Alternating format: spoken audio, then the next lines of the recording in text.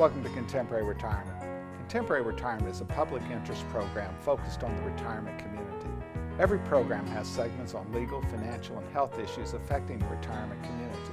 Contemporary Retirement is sponsored in part by a major grant from the Family Heritage Trust Company. Contemporary Retirement is sponsored by Family Heritage Trust Company. The Family Heritage Trust Company is an independent bank chartered trust company established by local professionals to provide fiduciary services including fee-based investment advice, trust services, retirement planning, and tax planning. The Family Heritage Trust Company is committed to client service in our communities. For more information, call the Family Heritage Trust Company at 301-631-5900. Contemporary Retirement is sponsored in part by a grant from R. Thomas Murphy & Associates, P.C. R. Thomas Murphy & Associates is one of Franklin County's leading law firms, emphasizing estate, trust, elder law, and medical assistance planning. Welcome to the Is It Legal feature on Contemporary Retirement. Is It Legal focuses on the legal issues affecting the retirement community. With me today is Tom Murphy from the R. Thomas Murphy Law Firm with offices in Waynesboro, Chambersburg, and McConnellsburg. Welcome to the show, Tom. Good morning, Mike.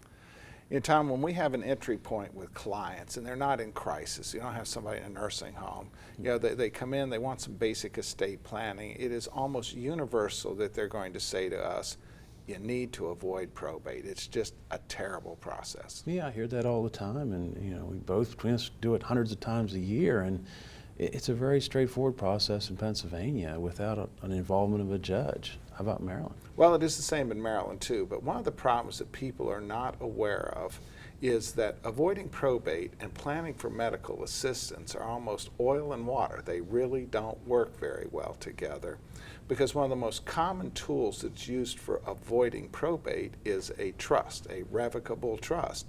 And in Maryland, that revocable trust, if it manifests itself anywhere in the medical assistance planning process, it is an automatic disqualifier for medical assistance. Well, that's a good point. So if you want to jump there immediately as part of your estate planning, you're potentially creating a problem down the road. And so most folks in our neck of the woods need very simple things such as wills.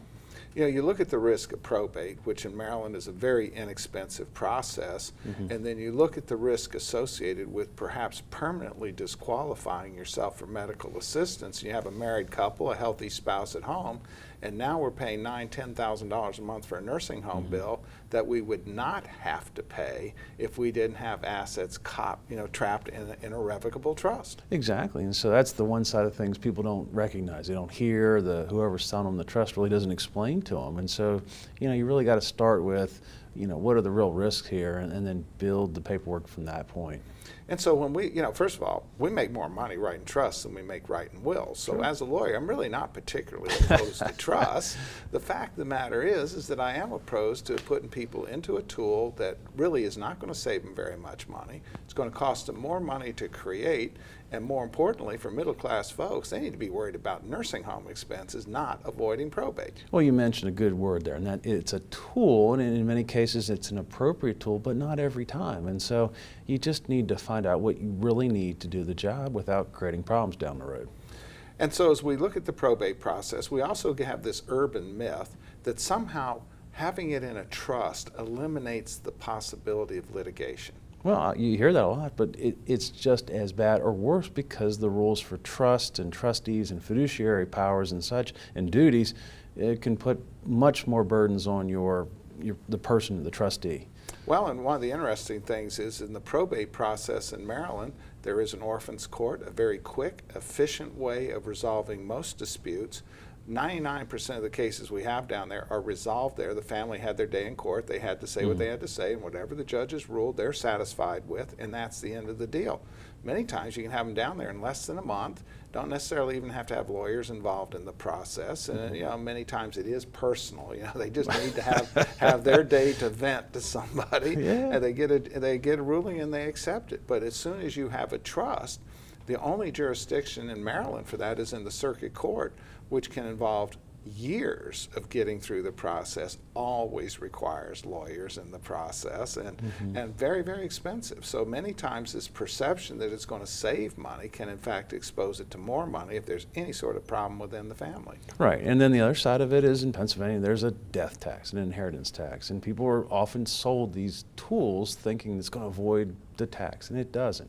If you have strings to it, it's yours, you're going to get taxed. Well, Maryland, geez, and the state of Pennsylvania has had a long time to figure out how to make sure they get their piece out of everything they're going to get a piece out of. And the probate avoidance devices are just as subject to that piece as any other tool that you use for estate planning purposes. Exactly, and so that's a good point. And so, you don't have to go to extravagant measures that create more risk in most situations. And I think risk is the operative word. We're always looking at the plan. Does the plan justify the risk that you're taking? Is it cost effective? In many instances, these urban myths that you must avoid probate doesn't stand up to the scrutiny of whether or not it actually helps at all. Yeah, and I guess the starting point is just get the right answers, seek out and find out what's best for you and your family. Tom, as always, thanks for taking time to appear on our program. You're welcome. More from Contemporary Retirement after these messages. Few things in life are as important as family. Leave your insurance orders to us. Write Gardner. Call or visit our website to learn how we can make insurance simple and more affordable. Every life that meets its end leaves a heart for love to mend. Sister, brother, family, friends are left to carry on. When the loss seems more than you can bear, it's nice to know that we'll be there at Douglas A. Fiery Funeral Home. We care.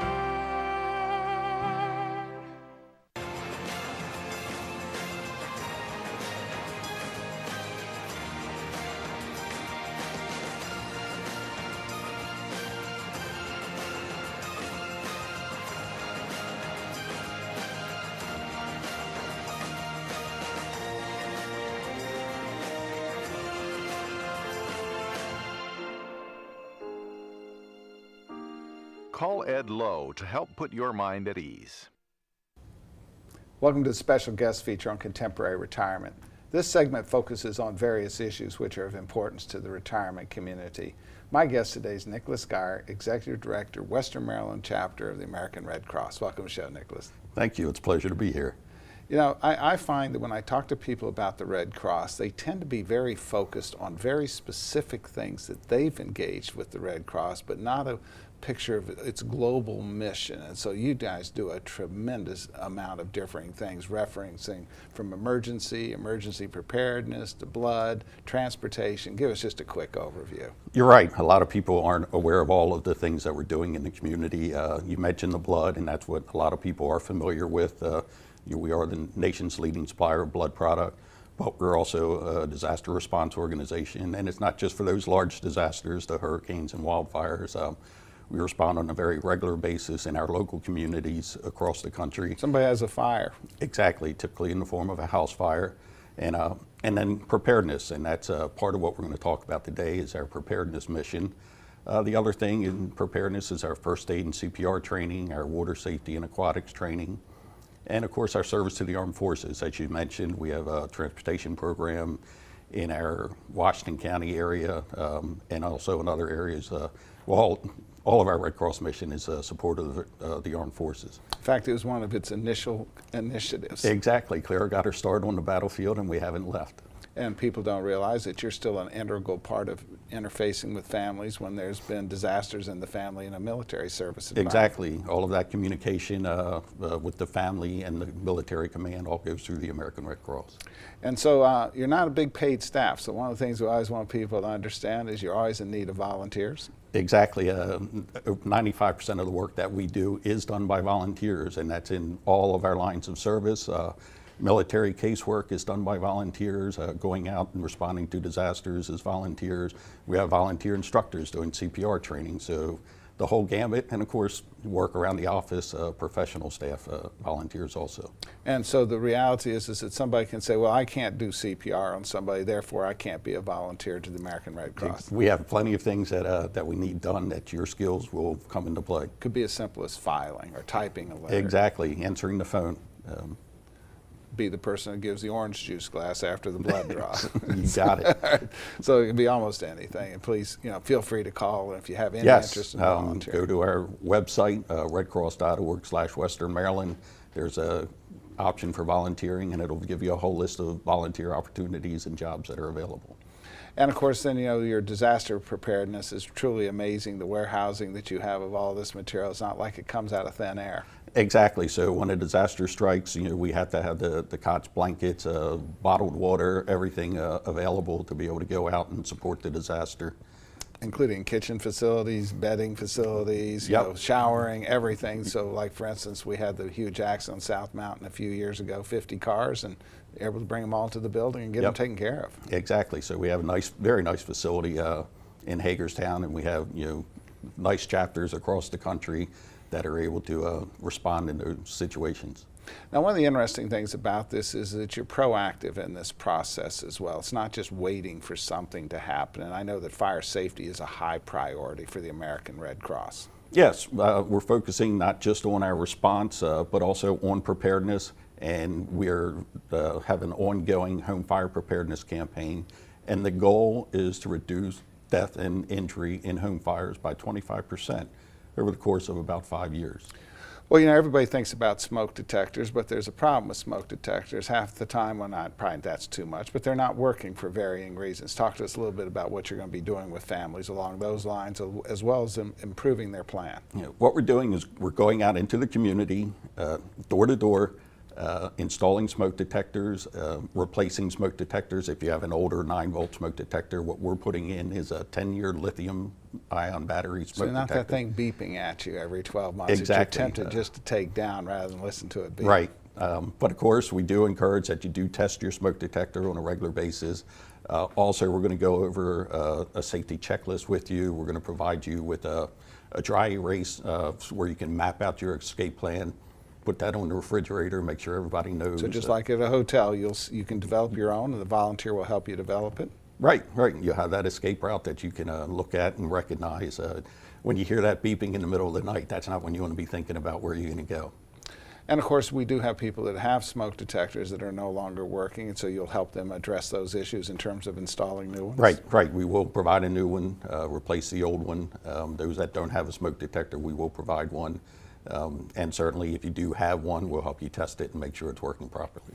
And of course, we'd be remiss without making one other remark. You're not funded by the federal government, so you always need donations as well. Exactly. We are a nonprofit, so all of our support comes from the community. So we encourage everyone to think of all the work that we're doing and support us through volunteering, through your financial donation, and just good-natured support. Nicholas, as always, thanks for taking time to appear on our program. Thank you. It's a pleasure. More from Contemporary Retirement after these messages. Tranquility at Fredericktown Assisted Living and Memory Care provides a warm, home-like atmosphere that promotes daily life enrichment. At Tranquility, our medical director is a geriatric physician. Our professionals support and understand the various stages associated with Alzheimer's and dementia. We have on-site physical, occupational, and speech therapists, as well as around-the-clock licensed nurses. For more information, give Tranquility at Fredericktown a call today, because everyone deserves great care. Let us do the caregiving so you and your loved one can embrace life again. All right, let's get this show on the road. Ma'am, give me a good push. Hang on, just 1 minute. Ma'am, I need you to push right now. Honey, you really need to push. It's time. Just hold on a minute. No, right now. One push, ma'am. One push. Just one more bid on HurleyAuctions.com. If you haven't visited HurleyAuctions.com, you don't know what you're missing. Whether you're buying or selling, antique cars, tractors, boats, or real estate, you can do it all at HurleyAuctions.com. Get to know Dr. Carrie Hesley at Diagnostic Imaging Services. What I find most rewarding is caring for women through our Women's Imaging Center. We have a caring staff that will ease patients through an ultrasound, bone densitometry, breast biopsy, or mammogram. Our health team is sensitive to emotions involved in women's imaging and understands that every woman is at risk for breast cancer. Providing the community with a center that is so dedicated to breast health and the imaging needs of women is something special. DIS Women's Imaging Center, providing women with progressive care. Welcome to Contemporary Health Scene. Contemporary Health Scene focuses on the health issues affecting the retirement community. With me today is Deborah Slider, the director of the Kensington and Country House facilities in Cumberland. Welcome to the show, Debbie. Thank you very much. Now, you've been at that Kensington for a long time. I've been there 26 years, yes. You know, I can talk about assisted living facilities an awful lot, and we have them on, and I'm a big proponent of them. But the uniqueness of the Kensington requires we go to pictures early, because you cannot really get the uniqueness of the Kensington without actually seeing the picture. So I want Director Greg to pull it up. Now, first of all, what is the Kensington? Kensington is an old hotel. It was the Algonquin Hotel. Was built with the transportation thrust with the railroads. Our company bought it in 1989, and we've been operational since then as an assisted living community. Now, what's really cool about it is that all the rooms are different. What I love, this is the old hotel dining room that is actually used as a dining room today. It is, and it's important. Food's important to the population we serve. We have set menus, but it's anytime dining. They can come into the dining room. And it's just as if you were staying in the hotel. Yes, it is. And it's just elegant. I just love it. And the rooms, what I also love about the Kensington, because of it being a redeveloped hotel, is there's virtually no duplication. All the rooms and suites are different. They are different. There's many kitchens. We have some units that have baths plus a half bath. They accommodate couples very nicely. I think our location is important because we're right in the historic downtown. And so they can go downtown for there's a patio area. Baltimore Street is up that's been closed off. They can literally walk across and go right into the downtown mall area. Farmers Market, Friday after 5, Canal Place. So they love, love, love the location. Restaurants. Restaurants, yes. Now, behind your building here is a new construction here, which happens to be probably the best dementia facility once you get west of Hagerstown. Well, I appreciate that. Yes, that's Country House Residence. It is unique. It is a single-story, secure community where the residents there have all the opportunities to enjoy their life just like anybody else does. We go fishing, we go shopping, we have music, special meals, special activities, but it's in a secure environment, and obviously the staff are all trained to coach and cue and comfort individuals with memory loss. Now, what I like about it is that you have essentially in the Kensington itself just totally independent apartments. So a person doesn't need anything. They can just move in, have the comforts of not being responsible for maintaining a house, go to the dining room if they choose to, but they don't have to either. No, they don't have to. Plus, we have a wonderful areas with a chapel where we have Bible study and Sunday services. We have in-house physical therapy, which is a big benefit for folks who really don't need a skilled care setting but still need some additional recuperation, and physical therapy or occupational therapy can all be provided on site. And then as their needs might advance, then you can actually literally raise it to the level of assisted living right within the building itself, and maybe not necessarily having to move them. Exactly. That is our goal, to have people age in place and to implement the services when and if they need them. That could be personal care services, assistance with activities of daily living, including medication, supervision, and obviously nursing services. All right, and then of course, so it means it's a fully staffed for medical purposes, medical supervision of medications and so forth. Yes, it is. It is 24-hour staffing. The building's secure. Even though it's an old building, it's an elegant building with lots of wonderful folks living in it. And then one of the benefits of the facility, and it's fairly unique once you're west of Hagerstown in the state of Maryland, is the ability to have a couple who have differing care needs still be within the same complex. Right, that's true. We have people living with us who maybe one of the individuals has been the caregiver and looking out for the other one, so we can relieve that person of some of that stress and take that away so that they can have a little more freedom and independence. We've also had situations, Michael, where maybe the husband living at the Kensington and the wife needing country house services so they can a short trip across the parking lot. They can still spend quality time together and get the services and the security that they need. And so it'll allow one spouse who, for instance, may not need any services at all to be in an independent living apartment, which is the costs many times are comparable to exactly what they're paying to live in their house. So it's really not an additional cost. And then still be able to have the other spouse who has a much higher needs be in an environment where they're secure, they're taken care of, but you don't have an elderly caregiver killing themselves trying to take care of them. Exactly. So the time they spend together might be at lunchtime or dinner time, and go with that person on the outings, and it's quality time spent, not stressful time spent. How can they get a hold of you, Debbie? Just give us a call. The phone number is 301-777-8800. Come by, impromptu visits or schedule a visit for lunch and take a look around. Debbie Zollies, thanks for taking time to appear on our program. My pleasure. Thank you. More from Contemporary Retirement after these messages. People don't realize it takes a lot to care for a family member in your home. John's dad was very headstrong, so I think that was a lot for him to get over and try to come to terms with that he had terminal illness. I would recommend to everybody to get hospice involved at the get-go. When you first learn about it, get it set up.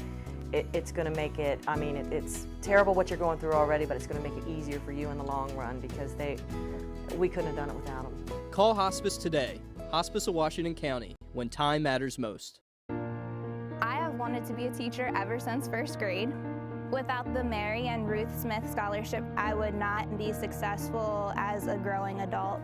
Do you wish to make a difference in the lives of others? You can, and you don't have to be wealthy to impact future generations. Start your legacy at the Community Foundation and impact lives, just as Mary and Ruth Smith have done. Thank you to the Community Foundation for believing in me and providing me the opportunity to become successful with my goals. Albright Crumbacker Mal and Eitel are a full-service firm that provides elder care services, including managing incoming bills, bill payment, depositing checks, balancing bank statements, and preparing, planning, and filing personal tax returns. Put your mind at ease and call us today. Welcome to the Making Sense feature on Contemporary Retirement. Making Sense focuses on the financial issues affecting the retirement community. With me today is Doug Fiery from Douglas Fiery Funeral Homes. Welcome to the show, Doug. Thank you, Mike. Doug, sometimes people call me up and ask me, how much is it going to cost to do a particular legal transaction, which of course is almost an impossible question to ask because there is no standard answer. How about when people call you up and ask how much is a funeral going to cost? And that happens often. It's very difficult to say because we've become very diverse in our needs and our wants and things. So, if we can at least take 5-10 minutes and talk to you a little bit about what you'd like to do, we can give you a little better idea about that. You can call and get information through a packet which shows you all the different services and things that are available, and maybe take a time and look at it at home and spend some time, and then maybe schedule an appointment and come in and just talk. Well, we encourage people to do that pre-need, Right. to begin to understand what it is that they want done, to be certain that, however it's to be handled, that it's handled in the manner that they want it to be handled. Absolutely. We so often preach that. How many times have we talked about it on the show here where it's just so smart to come in, and sometimes people just, they put it off, but once they come in and they sit down, they talk and make some decisions, they really find out it wasn't that big a deal. Well, and we oftentimes find with families that a parent said something 30 years ago to one child, said something else to another child 20 years ago, they having changed their mind but not having communicated it to the first child, yet something different 10 years ago, and most recently something else different. That is the recipe for the family going to meltdown, is they've all heard something and it's not the same. Right, and you want to avoid that, obviously, but things do change. We have people, somebody unfortunately passes away very unexpectedly. They are active in the community, they are out doing things and everything. You might need to have that visitation the evening before just because there's going to be so many people. And then you turn around and have the person who may be 95 years old, they've outlived all their contemporaries, and the family decides, I think I'm just going to do an hour prior to the visitation. So things change over the years, like you're saying, so it's good to get some of this information down and make some decisions ahead of time. And of course, if we had a picture, you'd show that you have a beautiful chapel there, which oftentimes as we deal with that person who's gotten quite a bit older in life, they're not routinely going now to their church that they originally went to, and many times it is a lot simpler to just go ahead and allow the service to be had in your chapel. Right, and we love going back to churches and things of that nature, but you're exactly right, sometimes out of convenience and things, they find it a little easier. The parking might be a little easier than it is like, in some of the downtown churches where parking is a little tough, no curbs and things like that. And sometimes it's a little more, like you say, a little more intimate in that sense, as opposed to when you're only going to have maybe 30 or 40 people there, as opposed to a church that might sit and hold 300 or 400. And of course, there's no limitation on who you can have preside over the service, so it's not as if you have to select some particular person. Oh, absolutely. It certainly could be the clergy or person of their choice that they'd like to have. So we're very diverse in that way. That we've had, very traditional funerals with somebody presiding, a minister of some type. But we also had times when we've had family members who just say, you know what, this is a celebration, and we want to allow people to come up and just talk, and somebody kind of oversees it, and it's very nice that way too. And of course, you're really focused on delivering whatever it is that the family wants. Absolutely. That's really what we're trying to do, and we really enjoy doing that. We take a lot of pride in trying to make sure that things are done personal for people, things that make things remember or honor that person in a particular way. And one of the challenges we have in our society today is the belief that somehow doing something on the internet is better. Right. That's exactly right. And it is one of those things where, there's a lot of information out there, and there's good information and there's some bad information. And I think sometimes when you can sit down and talk to a professional, somebody who's doing it for a long time, they can at least enlighten you about all the different options that are out there.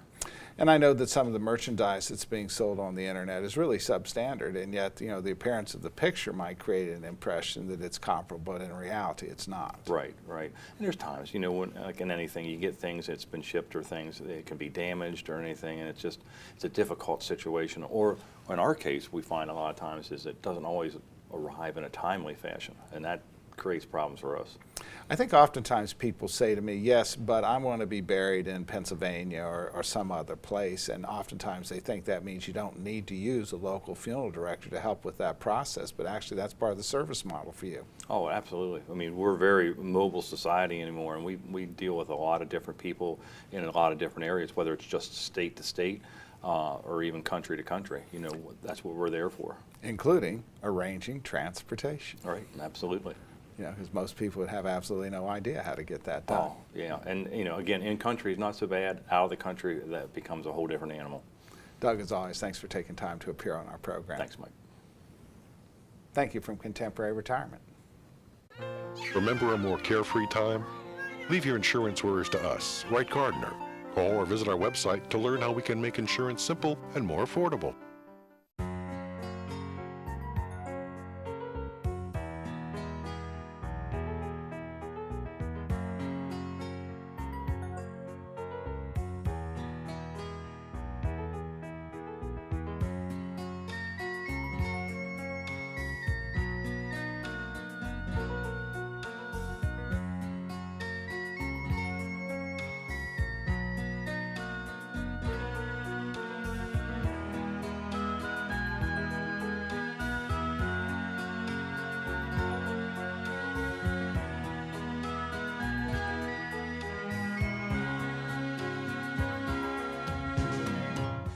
These days, it seems like everything's online, and filling out claim forms and receiving and paying bills online isn't always easiest. That's why we at Quality First Insurance encourage you to just give us a call. Let us help.